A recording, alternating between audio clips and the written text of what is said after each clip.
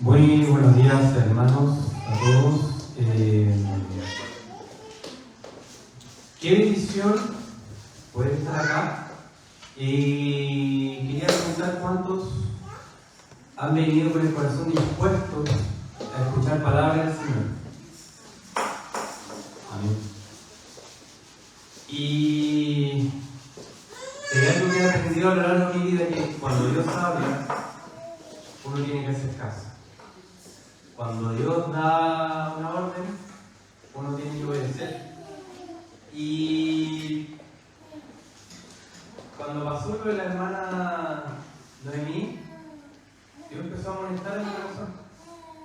Voy a tomar una pequeña licencia, yo sé que tenemos que Marco, pero Dios empezó a hablar a mi corazón, empezó a molestarme fuertemente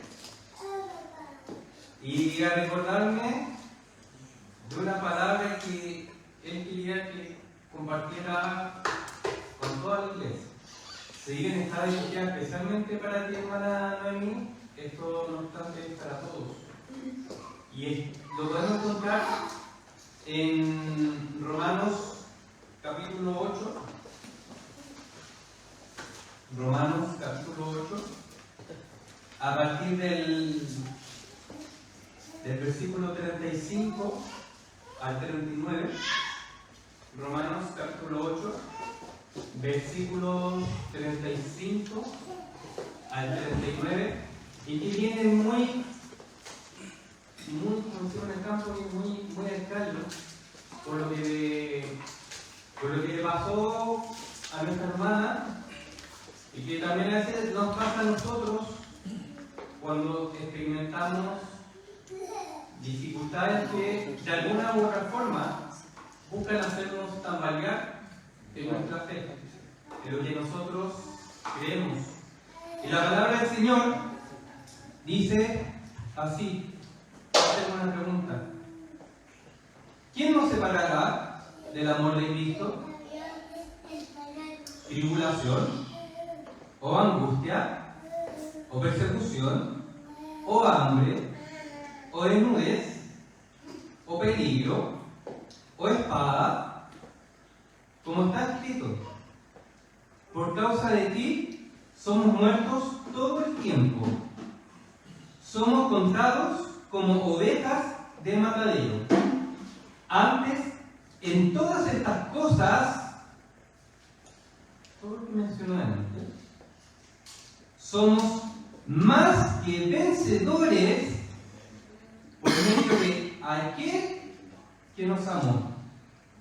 Por lo cual, estoy seguro de que ni la muerte, ni la vida, ni ángeles, ni principados, ni potestades, ni lo presente, ni lo porvenir, ni lo alto, ni lo profundo, ni ninguna otra cosa creada nos podrá separar del amor de Dios en Cristo Jesús, Señor nuestro.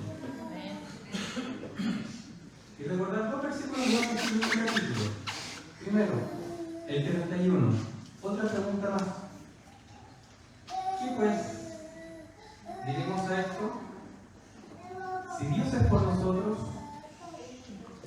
¿quién contra nosotros? ¿Hay algo que va a hacerle peso a Dios? Nada. Y una promesa más que Dios nos da en Romanos 8:28. Exacto. Dice así, perdón, a mí también es estremecedor las promesas del Señor y cómo estas prevalecen contra todos. Dice Romanos 8:28. Me lo enseñó mi mamá a la edad de año. Y sabemos que a los que aman a Dios, ¿qué dice Romano? Todas las cosas. Todas las cosas le ayudan a bien. Esto es, a los que conforme a su propósito son llamados. Amén. ¿Fuiste llamado para el Señor? Así como cada uno de nosotros fue llamado un día por el Señor. Y aquí estamos, no nos olvidemos nunca. No nos olvidemos nunca, por favor, que no hay nada que pueda prevalecer contra el amor de Dios. Van a haber situaciones angustiantes, sí. Persecuciones, sí. Problemas, sí. Cosas que no dependen de nosotros, por supuesto. Pero es que no es una cosa fuerte que se ha mantenido por más de 2000 años. Y que nada nos podrá separar del amor de Cristo. Ni el amor. Así que, hermanos amados, animarles a seguir. Si hay que llorar, lloramos todos como iglesia, porque somos cuerpos. Si nos tenemos que quebrar, nos quebramos entre todos. Pero sigamos adelante. Como dice el himno, firme y adelante, muéstrate la fe. Sin temor alguno. Que Jesús nos ve. Así que, firme y adelante, vámonos en mí. De esta salimos una iglesia. Así que no estás sola. Tienes toda una iglesia que está contigo. Bueno, perdón, pero cuando Dios habla, uno no puede caer. No. Jonás, uno sobrevive. Y con eso más que suficiente. Bueno, ahora sí, pues, hermanos, agradecer también a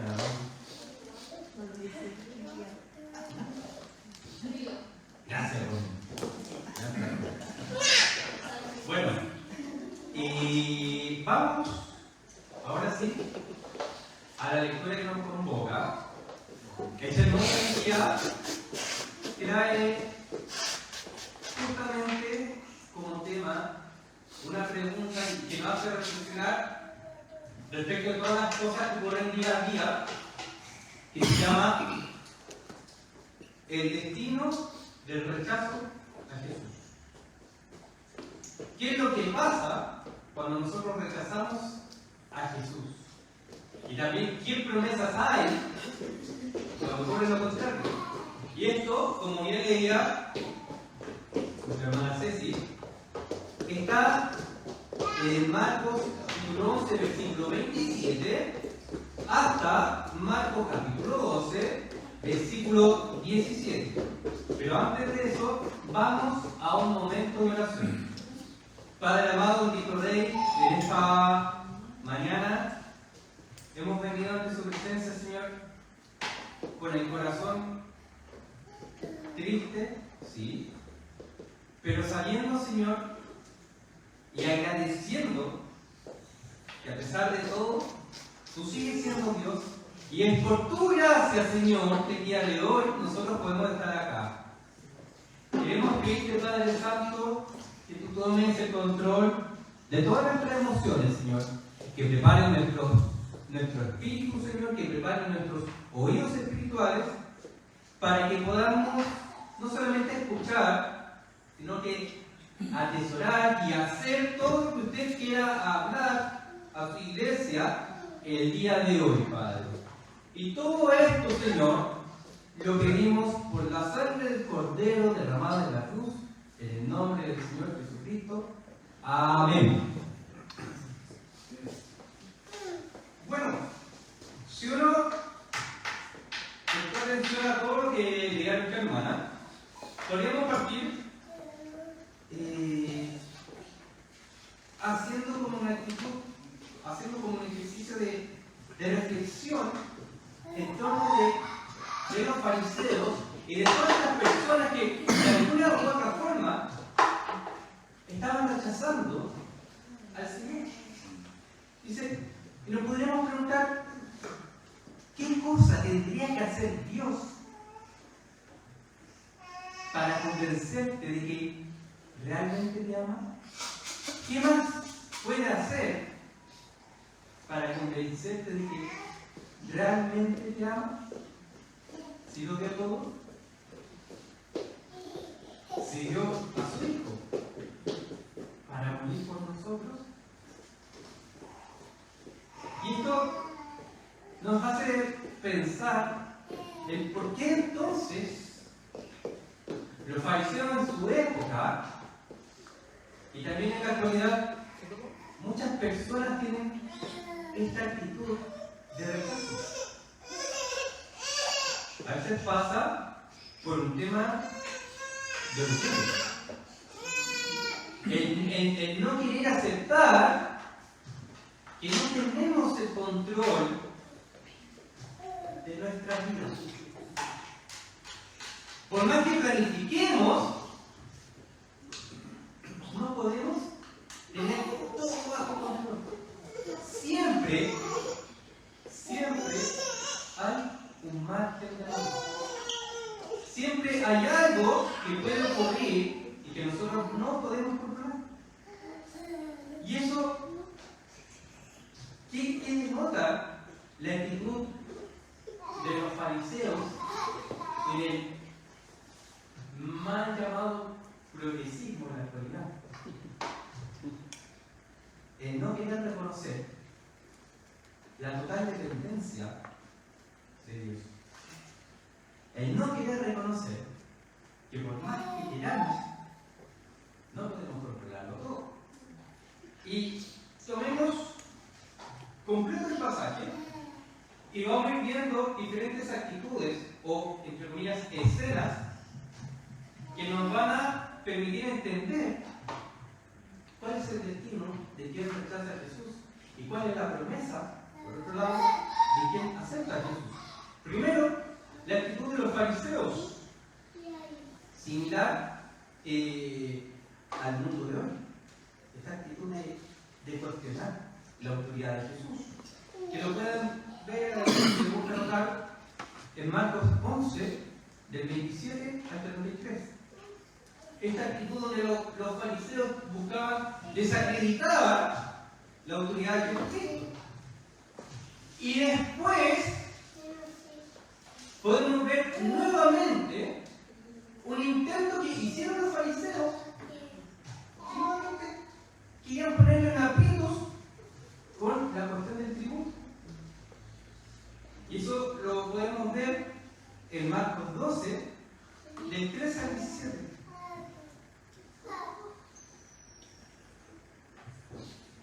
¿Y qué es lo que podemos ver? Tanto en ese tiempo como en la actualidad. Dice, el antiguo Israel seguía cuestionando la autoridad de Jesús.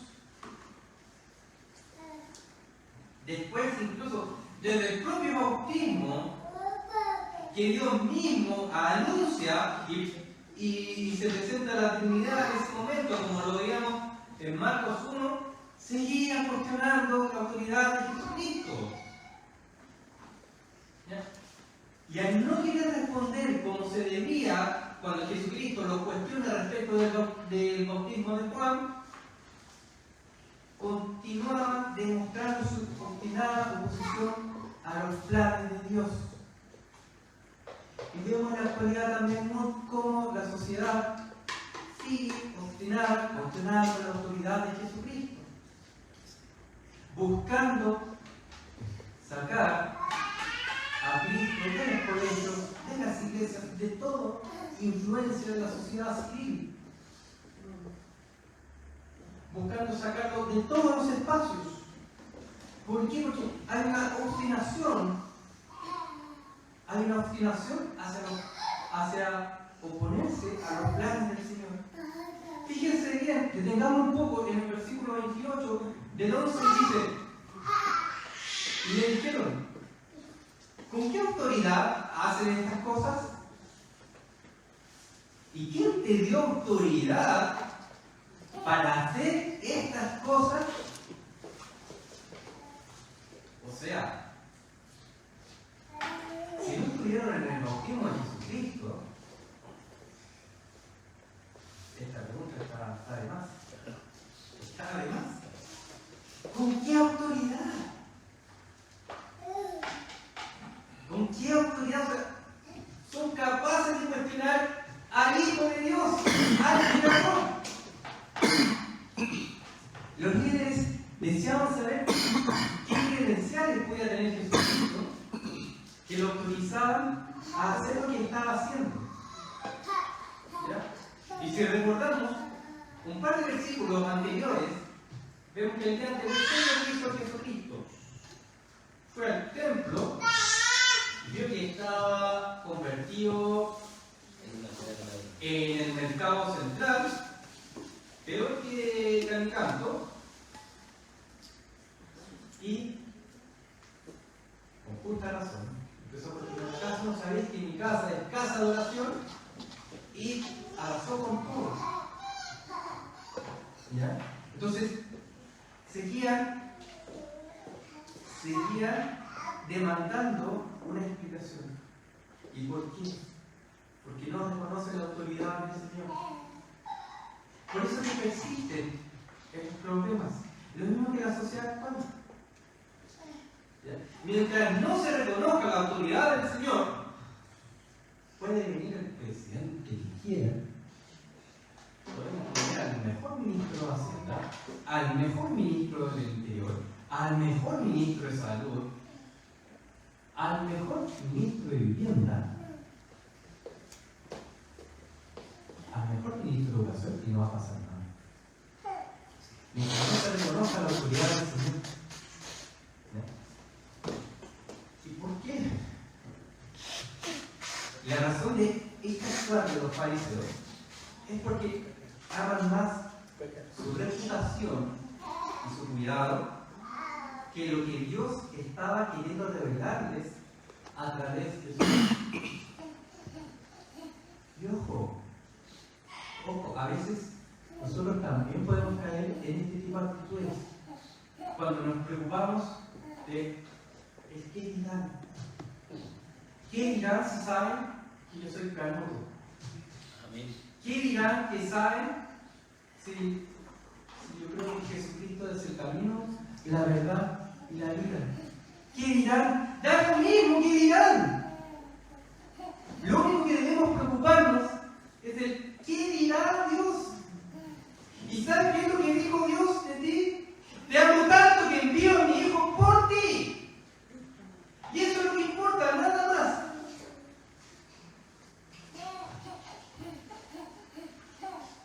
Pero ¿por qué a veces queremos seguir cuidando la reputación? La única reputación ya está. Ya está. Y fue pagada ahí en la cruz. El resto ya fue. Fíjense cuál es la respuesta de Jesús.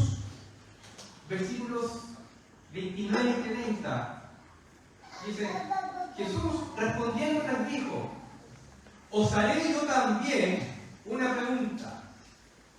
Respondedme y os diré con qué autoridad hago estas cosas. ¿El bautismo de Juan era del cielo o de los hombres? Respondedme. ¿Era del cielo o de los hombres? Aquí, como dice la Biblia, pone en aprieto a los fariseos. ¿Y por qué?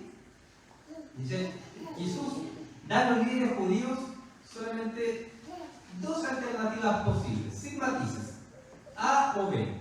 No existe ni A' ni B', no. A o B. Dice, da dos respuestas, da solo dos alternativas posibles de respuesta sobre la autoridad de Juan. Implícitamente, también sobre su propia autoridad.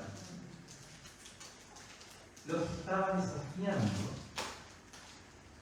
ya que sabía que no había honestidad para responder. Al cuestionar entonces Jesucristo, pone en jaque que sabía que por acción o por omisión ellos iban a reconocer y tenían que reconocer la autoridad de Jesucristo. Y fíjense después, hay dos situaciones que Jesucristo utiliza para clasificar esta situación.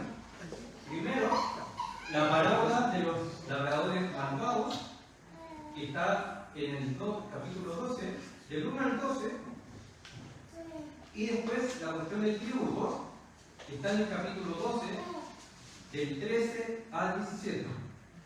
Miren, en la parábola de los labradores, para precisar toda esta información y este ejemplo que utiliza, podemos ver tres tipos de personajes. Está el dueño de la viña, están los siervos están los labradores. El dueño de la viña, que literalmente era el dueño de la viña. ¿Ya? Una persona perseverante por su viña y por sus frutos. Esto lo pueden ver 12 del 1 al 9. ¿Ya? ¿Y qué significa o qué podemos rescatar del dueño de la viña? Dios puso a cargo del pueblo, Dios pone a cargo del pueblo de Israel líderes que estaban siendo corrompidos y ladrones, no interesados en el pueblo, sino en ellos mismos. Fíjense en el Antiguo Testamento esta situación, si quieren entenderla bien, léanse completo el libro de los Jueces. Y va a ver cómo finalmente había un problema de corrupción que termina haciéndose cíclico. Pero sin embargo, ¿qué es lo que buscaba el dueño de la viña? Es Dios, el dueño de la viña, y que va a ser perseverante con los suyos. Dios no se quedó con el problema del libro de los jueces, que cada cual hacía según su propio parecer,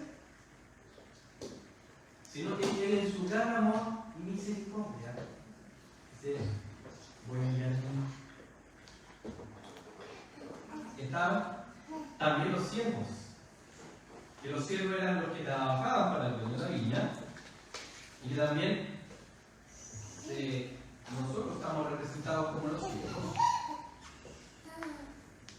y que muchos de ellos sufrieron. Y los apóstoles, ninguno se salvó, todos murieron. No muerte libre. Pero los siervos somos todos aquellos llamados a llevar el mensaje de salvación, a motivar a la gente al arrepentimiento. ¿Ya? Y finalmente están los labradores, aquellos que se oponen al plan del Señor, personas violentas, ladrones, y que buscaban matar al Hijo de Dios. O sea, buscaban matar al Hijo del dueño de la vida, y en el contexto de Jesús, todos aquellos que buscaron matar a Jesús, pensando que con esto se acabaría y hasta igual llegaríamos. Pero, si hubiese sido tal, no estaríamos en el 2024 después de Cristo. Si hubiese sido tal, no tendríamos la Biblia.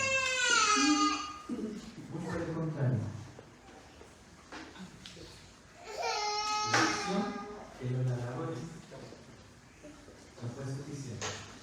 Porque la palabra de Dios, como lo compartíamos en Romanos antes de comenzar, persiste.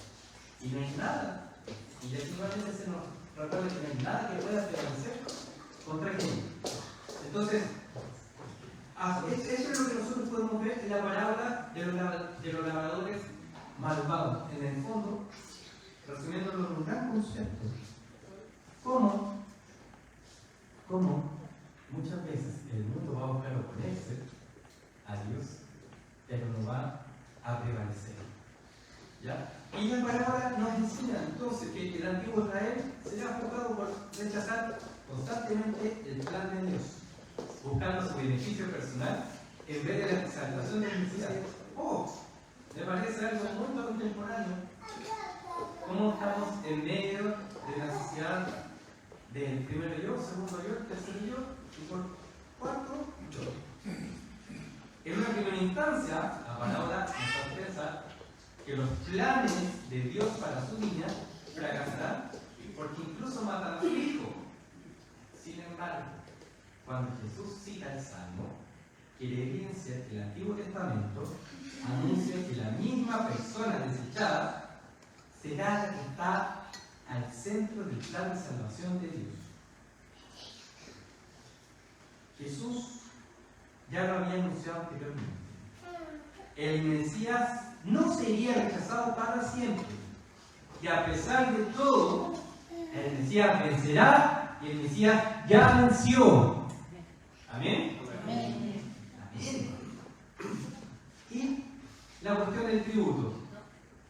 capítulo 12, versículos 13 al 17.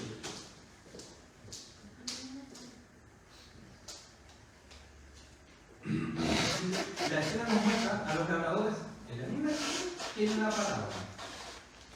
Habían enviado a fariseos y a herodianos a tenderle una trampa a Jesús. Versículo 13. A estas alturas del Evangelio sabemos que los que hacen eso son los mismos líderes mencionados anteriormente en el 11:27. ¿Qué es lo que esperaban?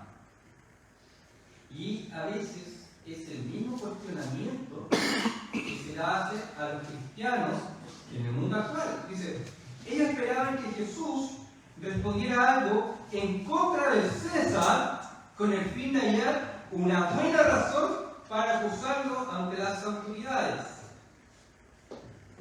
Sin embargo, él responde de tal manera que nuevamente nos fuerza a tomar una decisión en relación con su persona.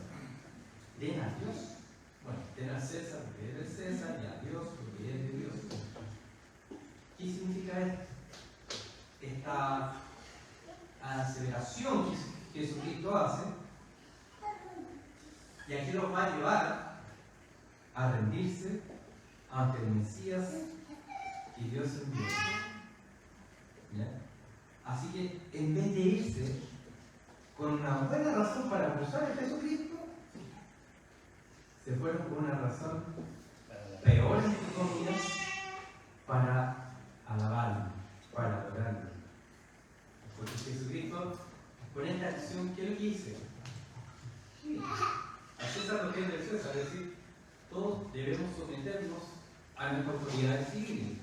Porque como enseña Pablo, las autoridades civiles son puestas por Dios. ¿Ya? Pero al decir que al Dios lo que es de Dios, o sea, yo soy el creador, yo te hice, yo estoy en el control, yo tengo la autoridad, yo te envié a mí. Ojo a él. Entonces, para ir terminando, ¿cómo nos va a desafiar este pasaje frente al pluralismo de hoy? Nos muestra que Jesús es la clave dentro del gran plan de salvación para el ser humano. Todo aquel que quiera dar a Dios lo que es de Dios deberá necesariamente considerar a Jesús con seriedad, conocer sus enseñanzas, su vida, su muerte y resurrección, y luego determinar si personalmente está adorando o rechazando a Dios. Cada cual sabe en qué momento está. Si el Evangelio te está desafiando el día de hoy, adelante, aún estás a tiempo. Aún estás a tiempo de enmendar todo aquello que no venía haciéndose de manera correcta.